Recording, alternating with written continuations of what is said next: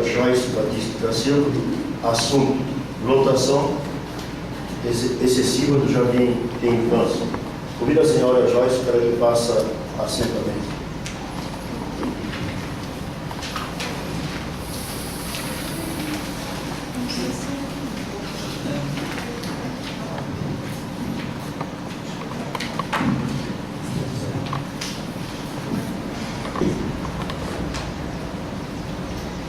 Boa noite a todos.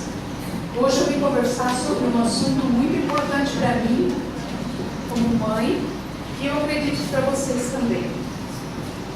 A minha filha vai no jardim 1 à tarde, e lá tem muita criança, um espaço muito pequeno.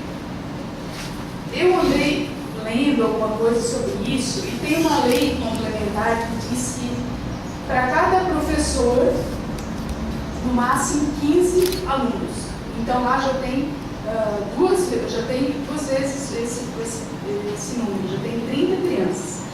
A sala é muito pequena, então eles não têm como brincar, eles não têm como fazer o que é para ser feito lá dentro. Eu andei lendo sobre as diretrizes para a educação infantil, e lá diz que a criança tem direito a movimentos amplos dentro da sala de aula.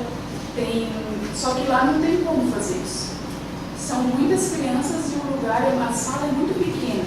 Eu não sei, assim, não tenho noção de dimensão, mas eu acredito que deve ter uns 5 por 6, alguma coisa assim.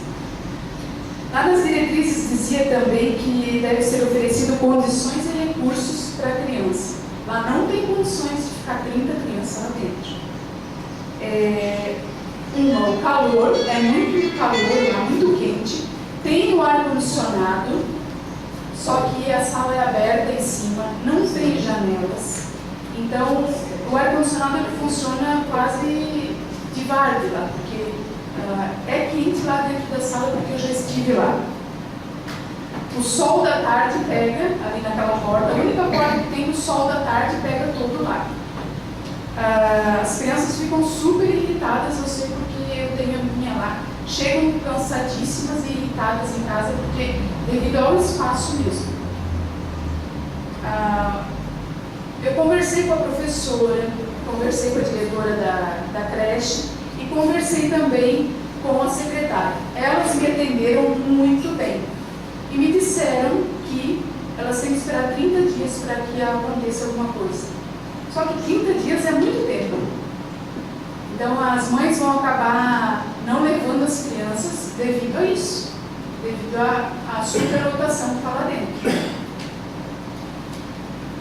E eu quero pedir assim que vocês vejam isso com carinho, porque são crianças que estão lá.